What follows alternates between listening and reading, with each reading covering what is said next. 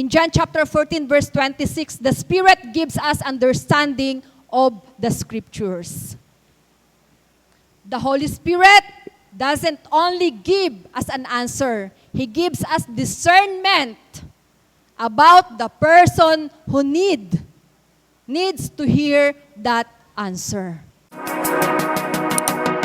Amen. So, sa buong buwan ng August, ay ang pinakang-theme po natin ay Training in Evangelism. Itong buwan ng August, ang pinakang-theme po natin ay Training in Evangelism. Nung first Sunday, tinalakay po ang The Great Commission.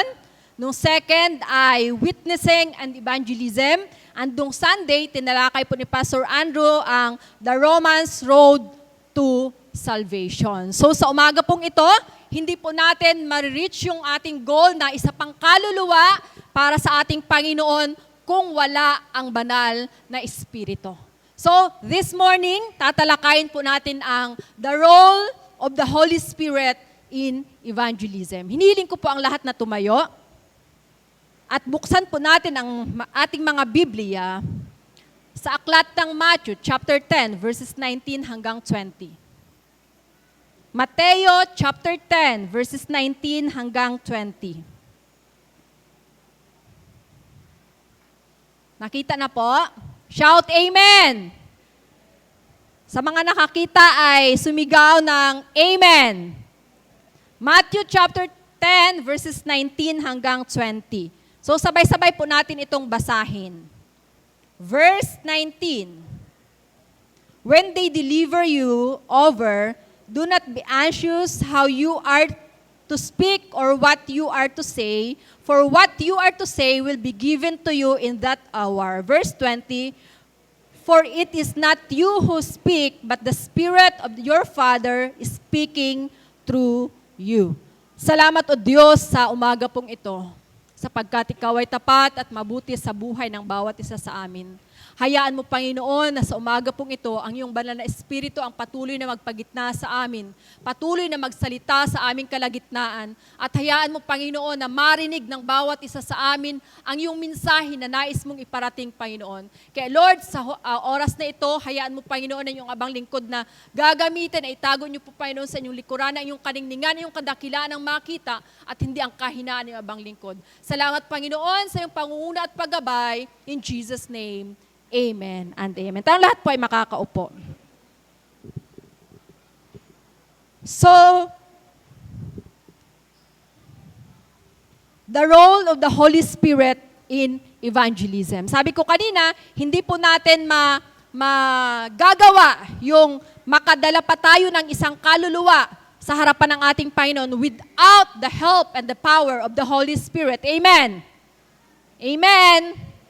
Amen. So, evangelism is not about our ability, but God's empowerment. So, evangelism is not just a human effort.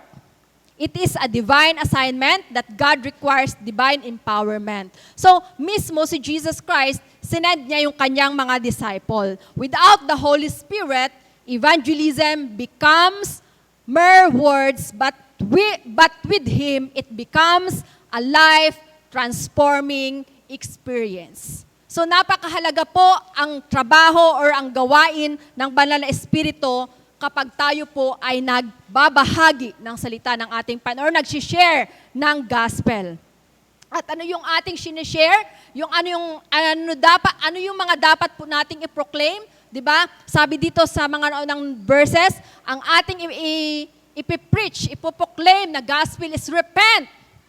The kingdom of God is at hand. Repent, the kingdom of God is at hand. Yun po yung pinakang message po natin bilang mga mananampalataya. Kapag sinabi po nating evangelism, ang ibig sabihin ay ang pagpapahayag po ng gospel o ng katotohanan patungkol sa kung ano yung ginawa ni Jesus Christ para sa iyo at para sa akin. Amen. Yung ginawa ni Jesus Christ, His death, resurrection, and salvation. Pero marami po sa atin, ng mga Kristiyano, ang gustong mag-evangelize. Ngunit, minsan, merong takot. Merong takot na baka sabihin natin na hindi ako magaling magsalita. Baka hindi ko masagot yung tanong niya. Baka pagtawanan ako. Maraming baka or baka ma-reject ako. 'Di ba?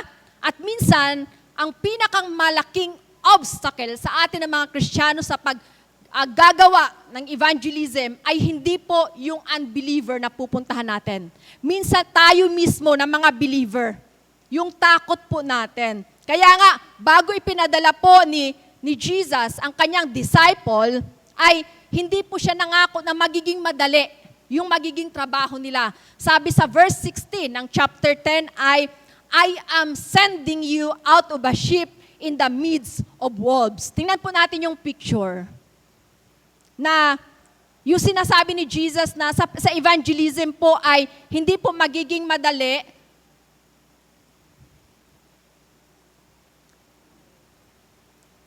Yan ang sinasabi ni Jesus sa kanyang mga disciple. I am sending you out of a sheep in the midst of wolves. Yan po yung pinakang picture natin bilang mga mananampalataya na tayo ay nasa gitna ng panganib na kung saan ay ang picture na ito ay hindi po ito comfort.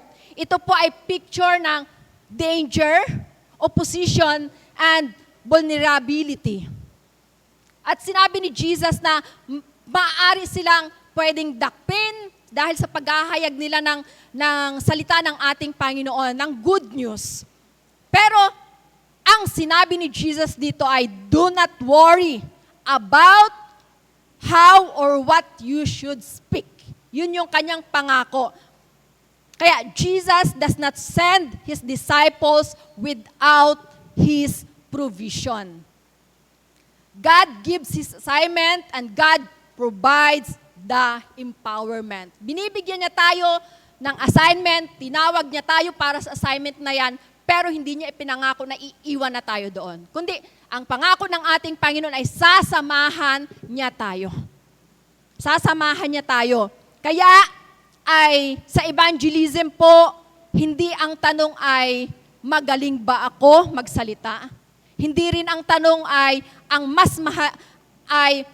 kaya ko ba? Ang mas mahalaga po na tanong ay umaasa ba ako sa banal na Espiritu? Umaasa ba ako sa kapangyarihan na merong gagawin ang banal na Espiritu? Kaya nga, according to Matthew chapter 10, verses 19 hanggang 20, merong tatlong bagay tayo na makikita na gawain or ginagawa ng banal na Espiritu sa pag-i-evangelize po natin. According to Matthew chapter 10, sa Matthew lang po tayo kukuha ng role ng Holy Spirit. In verse 19a, sabi dito ay, do not worry about how or what you should speak. So, the Holy Spirit empowers us to speak with courage.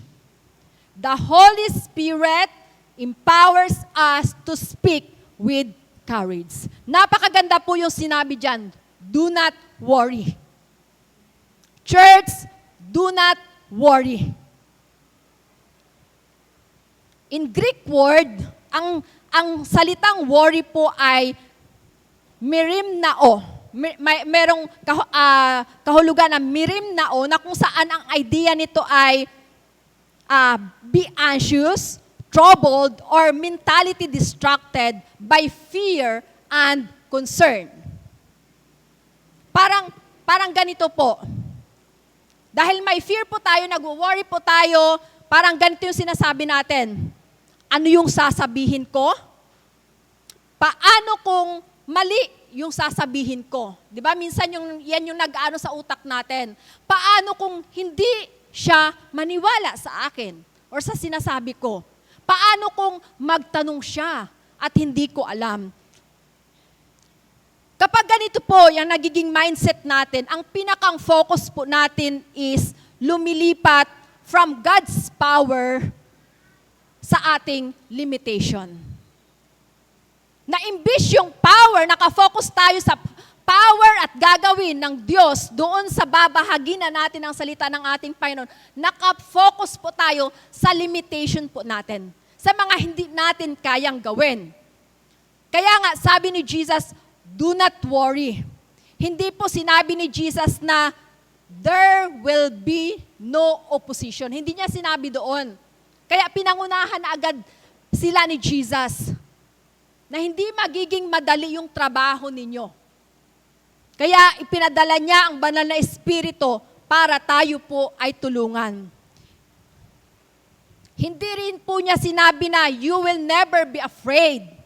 Ang sabi niya ay do not allow anxiety to control your obedience. Diba? Do not be anxious how you are about to speak or what you are to say. So faith does not mean the absence of fear. Faith means choosing obedience even when fear is present. Faith means choosing obedience even when fear is present. In Acts chapter 1 verse 8, sabi dito, but you shall receive power when the Holy Spirit has come upon you, and you shall be witnesses to me. Sinabi yun kanina ni Pastor Celso. In Samaria, in Judea, and the outermost of the earth. Diba? So tayo ang magiging witness sa ating kapitbahay, sa mga taong nakapalibot sa atin. Bilang mga, kumbaga, nakatanggap na ng kaligtasan or natanggap na po natin yung salvation, tayo din po ay magiging blessing. Kaya nga, but you shall receive power when the Holy Spirit has come upon you. So, the Holy Spirit, ang magbibigay ng power sa atin, and then magiging witness po tayo. Amen. Saan tayo kukuha ng power? Sa Holy Spirit. Sa Holy Spirit tayo kukuha ng power at tayo ay magiging witness. Hindi po sinabi ni Jesus dito na you will receive power so you can become famous. Hindi po niya sinabi dito. Hindi rin po niya sinabi na you will receive power so people will admire you. Hindi niya yun sinabi. Ang purpose po ng power na yun ay you will be witnesses to me. I-witness po natin, sabihin po natin sa mga tao kung ano din yung kaligtasan na natanggap po natin. Amen! Ang Holy Spirit po ang magbibigay ng power para po sa ating mission kasi ito yung ating Great Commission na iniwan po sa atin. Bilang mga mananampalataya, ito po yung Great Commission natin. The Holy Spirit gives us boldness to preach the gospel. In 2 Timothy chapter 1 verse 7, for God has not given us a spirit of fear, but of power and of love and of sound mind. Power, ang binigay niya sa atin, power. So, yung courage to speak. Love, yung compassion para sa mga tao. Inilalagay niya sa puso natin, yung kahabagan po natin yung ating kapwa. Hindi yung laitin po, kundi kahabagan, magkaroon tayo ng kahabagan, ng compassion, pagmamahal sa ating kapwa, na sila din ay magkaroon ng kaligtasan. Sound mind. Yun yung wisdom na mumula sa ating Panginoon. Yung self-control. Na hindi po natin masabi yung mga salita na hindi magiging maganda sa kanilang pandinig or makakasakit ng kanilang damdamin. Kundi maipadama po natin yung love na ipinadama din po sa atin ng ating Panginoon. Kaya ang Spirit-filled evangelist ay hindi aggressive. He is bold but loving. He is confident but humble. He speaks truth without hatred. It is it is not our eloquence that saves souls. It is the power of the Holy Spirit. Amen! Hindi dahil sa galing natin magsalita or sa talino natin kaya na-save yung kaluluwa na yun, kundi dahil sa kapangyarihan ng banal na Espiritu. The Holy Spirit does not merely make us louder. He makes us bolder, wiser, and more Christ-centered. Kasi ang ipinagmamalaki po natin, ipinagmamayagbang po natin dito is kung ano yung ginawa ni Jesus Christ sa cross ng Kalbaryo. So in verse 19b, sabi dito ay, for it will be given to you in that hour what you should speak. Secondly, the Holy Spirit guides us in what to say. So the Holy Spirit gives wisdom for effective evangelism. Evangelism requires wisdom and the Holy Spirit provides divine strategies.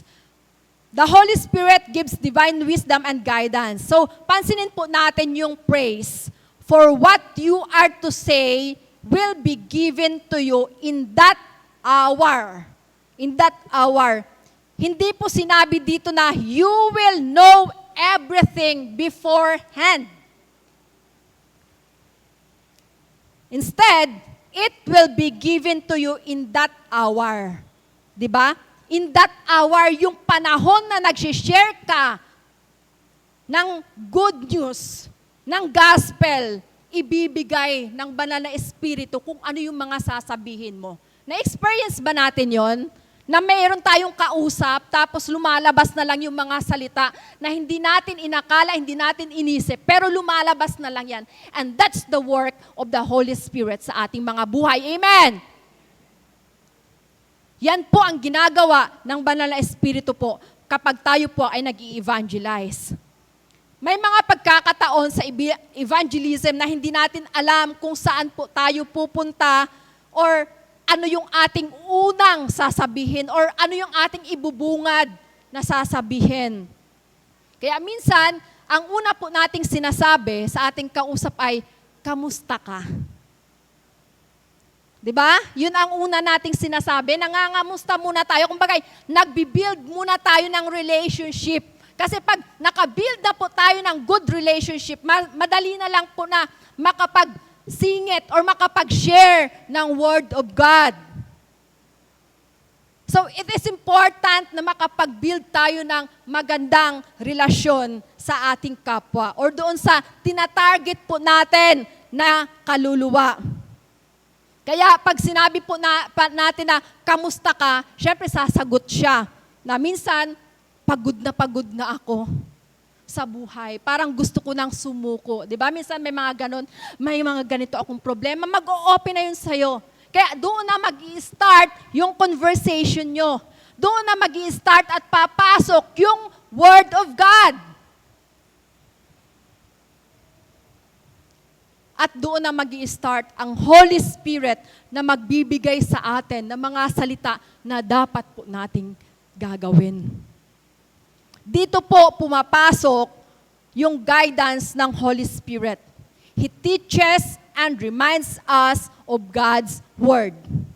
The Spirit teaches us what to say. Kaya nga sabi sa Luke chapter 12 verse 12, for the Holy Spirit will teach you in that very hour what you ought to say. So in difficult situation, He gives us word to speak. Pero hindi po ibig sabihin na merong Matthew chapter 10 verse 19 ay hindi na po tayo mag-aaral ng salita ng Panginoon. Hindi, kumbaga, hindi magiging excuse po natin, ay sabi sa Matthew, ang Holy Spirit naman ang magbibigay sa akin kung anong sasabihin ko. Hindi po sinabi. Kasi ang mga disciple, bago po sila i-send out ng ating Panginoon, sila po ay nag-aral.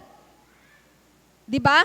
So, hindi po magiging excuse po natin itong, kumbaga, minsan may mga tao kasi na ginagamit yung mga biblical text para mapunuan lamang kung ano yung kanilang mga excuses. So makikita po natin dito, the disciples were being prepared for a specific situation of persecution and testimony. Kaya nga, sa 1 Peter chapter 3 verse 15, always be ready to give a defense. So, kailangan po natin na mag-prepare sa salita ng ating Panginoon. Magbasa tayo ng salita ng ating Panginoon. Nagbabasa pa ba tayo ng Bible? Amen? Yes, napaka-importante po na everyday tayo ay ma-feed ng salita ng ating Panginoon. Sapagkat ito po ang pagkain ng ating kaluluwa. So, we prepare the truth. The Holy Spirit guides how we communicate the truth. We study the scripture. We learn the gospel. We understand biblical doctrine. We prepare our testimony, but when the actual conversation comes, we depend on the Holy Spirit. Amen. So in John chapter 14, verse 26, Jesus said, the Helper, the Holy Spirit, will teach you all things and bring to your remembrance all things that I said to you. The Holy Spirit will bring to your remembrance all things. Siya ang magpapaalala ng mga binasa mo na salita at napakinggan mo na salita ng ating Panginoon. So, the Holy Spirit is both teacher and reminder. So, makita po natin na sabi ko kanina, ang Holy Spirit ang magre-remind sa atin ng salita ng ating Panginoon. But, you cannot remember what you never learned. You cannot remember what you never learned. Kaya napaka-importante po talaga na mag-aral tayo ng salita ng ating Panginoon. Amen! Kaya umattend po tayo sa mga Bible study po natin. Amen! Kasi marami po tayong matututunan doon. Di ba? Amen? Sa mga nag-a-attend at Bible study, marami po tayo. Pwede po tayong makapagtanong doon, yung mga hindi po natin maunawaan. Kasi isang kapamaraanan yun para tayo ay makapag-aral ng salita ng ating Panginoon. Diba? Makapag-aral ng salita ng ating Panginoon. Study the Word. Meditate on the Word. Memorize the Word. Then trust the Holy Spirit to use the Word. In James chapter 1 verse 5, if any of you lacks wisdom, let him ask God. So, sometimes, evangelism requires more than knowledge. It requires wisdom. Knowing what to say is knowledge.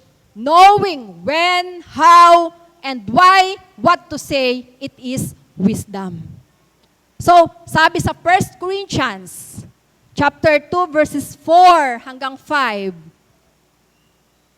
and my speech and my preaching was not with enticing words of man's wisdom, but in demonstration of the Spirit and of power, that your faith should not stand in the wisdom of men, but in the power of God.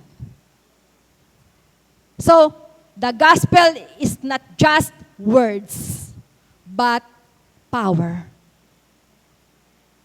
The gospel is not just words, but power. So, in John chapter 14, verse 26, the Spirit gives us understanding of the Scriptures. The Holy Spirit doesn't only give us an answer, He gives us discernment about the person who needs to hear that answer. So napaka-importante po talaga yung role ng Holy Spirit. Kasi binibigyan po tayo ng discernment para ma-discern po natin ano ba yung need na salita or ano ba yung need ng kapatid kong ito. So thirdly, and lastly, in Matthew chapter 10, verse 20, last verse, "For it is not you who speak, but the Spirit of your Father who speak in you." So the role of the Holy Spirit in evangelism ay the Holy Spirit speaks through us to glorify Christ. Through you, through me, through us, to glorify Christ. Yun po yung role ng Holy Spirit. Sabi ni Jesus, it is not you who speak. It is not you who speak. Diba? Hindi ibig sabihin na mawawala na wala yung ating personality para mag-speak doon. Hindi ibig sabihin na magiging parang robot na lang tayo. The disciples still had to open their mouths to speak, but Jesus was teaching them, do not depend on yourselves as the ultimate source of your witness. Tayo na mga believer, mga Christian, ay instrumento lamang po. Diba? Instrumento lamang po. The Holy Spirit is the divine power working through the instrument. So, itong microphone na hawak ko does not create message. Diba? Itong microphone na hawak ko, hindi po nag-create siya ng message. It carries the voice na sinasabi ko para marinig ninyo, di ba? So, ganun din po tayo. We are the vessel. Christ is the message. The Holy Spirit is the power. Kaya, ang pinakang goal natin sa evangelism ay hindi para mapahanga natin sila sa galing po natin na magsalita, kundi ang pinakang goal po natin ay maipakita, maipakilala natin si Jesus Christ sa kanila. Amen! Maipakilala po natin si Jesus. Matanggap po natin yung salvation at pwede natin gamitin yung tinuro ni Pastor Andrew last week. Yung Romans, Road to Salvation. Naway, yung mga sinasabi, mga salita ng ating napapakinggan, ay hindi lamang po natin mapakinggan ito. Kundi, mai-apply po natin bilang mga mananampalataya.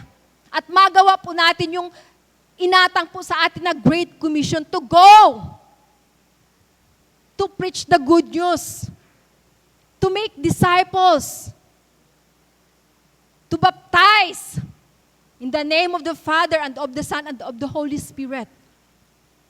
So, ang pinakang challenge nga ni Pastor kanina is isa pang kaluluwa para sa Panginoon. Kaya nga napakaganda yung kanta na Reach One More for Jesus. Alam niyo yung kanta na yon? Reach one more for Jesus. Na kahit nakalatay na siya sa higaan, isa pang kaluluwa, dalhin niyo sa akin. Hanggang siya ay hanggang sa kanyang huling hininga, isa pang kaluluwa sa ating Panginoon. Naway, yun po ang ating ilagay sa ating mga puso. Na Lord, maging desire po natin na Lord, isa pang kaluluwa para sa iyo. So, napaka-importante po sa atin bilang mga mananampalataya na magkaroon po tayo ng compassion sa ating kapwa. Na hindi tayo ma-satisfy na tayo lang yung naligtas. Kundi pati yung ating mga nakikita na hindi pa po naliligtas. Ma-share din po natin yung good news. Sabi sa John chapter 16, verse 14, Jesus said, "But the Holy Spirit, He will glorify me." Ang mag-glorify ay hindi po tayo, kundi ang ating Panginoong Jesucristo. The Holy Spirit always points people towards Christ. Therefore, genuine Spirit-led evangelism is Christ-centered.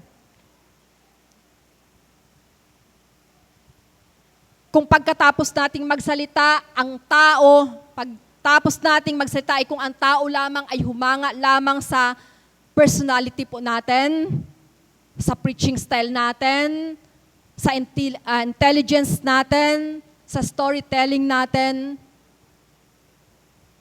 nadidefeat po yung pinakang purpose po natin. Kung hindi nila nakita si Jesus Christ sa pag-share po natin ng gospel, we have missed the purpose. The Holy Spirit does not come to make us famous. He comes to glorify Christ. And also, the Holy Spirit convicts the heart. Siya talaga, yun yung pinakang work niya. Sabi sa chapter 16, verse 8 ng John, and when He has come, He will convict the world of sin and of righteousness and of judgment. Ito ang isang napakahalagang distinction sa evangelism. We can explain gospel, we can preach, we can teach, we can reason, we can testify. But only God can bring conviction deep into the heart. We cannot change the human heart. That's why, wag po nating isipin na ako ang magliligtas sa tao na yan. Ako ang dahilan bakit naligtas yung tao na yan. Yan po ay ginagawa. Instrument lang tayo. At ang nag-glorify dapat sa ating ginagawa ay ang ating Panginoon. Amen! Jesus saves. Sabihin nga natin, Jesus saves. Siya ang nagliligtas. Our role is to faithfully proclaim the Holy Spirit convicts heart and brings repentance. God gives grace. So, ang tatlong role ng Holy Spirit na ito sa evangelism is to empower us. He gives us courage. He guides us. He gives us wisdom and speak through us. He makes our testimony Christ-centered and spiritually effective. So, we are the vessel, but the Holy Spirit is the power. So, imagine po natin yung mga ilaw na ating nakikita. 'Di ba? Napakaganda. Pero, pag brown out, imagine niyo pag brown out, madilim. Hindi po natin makikita yung kagandahan ng mga ilaw na yan. So, ganun din po tayo sa evangelism. Meron tayong knowledge, may experience, meron tayong communication skills, meron tayong magagandang testimony para i-share po natin. Meron tayong mga good preaching. But without dependence upon the Holy Spirit, we may reach the ears of people, but without ever reaching their hearts. Ang pinakang importante po ay ma-reach po natin yung heart nila. Sa tulong at gabay ng banal na Espiritu. Evangelism is not human performance. It is Spirit-empowered obedience. Kaya bago po tayo lumabas para mag-share ng salita ng ating Panginoon, huwag lang po nating sabihin na, Lord, bigyan mo ako ng magandang mensahe para sabihin. Kundi ang sabihin po natin ay, Holy Spirit, empower me to speak. Holy Spirit, guide me in what to say. Holy Spirit, speak through me and glorify Jesus. At tandaan po natin, we don't have to be the most eloquent person in the room. We don't have to know every answer. We don't have to depend on our own strength. Ang kailangan natin ay faithfulness, preparation, prayer, and total dependence sa banal na Espiritu. Dahil the effectiveness of evangelism does not ultimately depend on the eloquence of the messenger, but on the power of the Holy Spirit working through the message.